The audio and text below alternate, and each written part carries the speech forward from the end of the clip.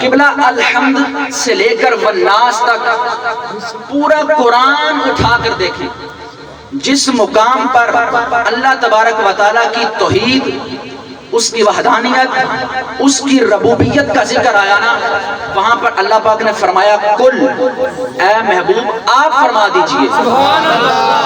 اور جیسے قرآن میں آتا ہے کل هو اللہ احد، محبوب آپ فرما دیجئے کہ اللہ ایک ہے۔ سارے بولو محبوب آپ فرما دیجئے اللہ ایک ہے۔ اب اسی طرح پورے قرآن میں جب بھی اس خدا کی وحدانیت کا ذکر آیا، اس خدا کی ربوبیت کا ذکر آیا، اس خدا کی توحید کا ذکر آیا، تو زبان مصطفیٰ کی تھی۔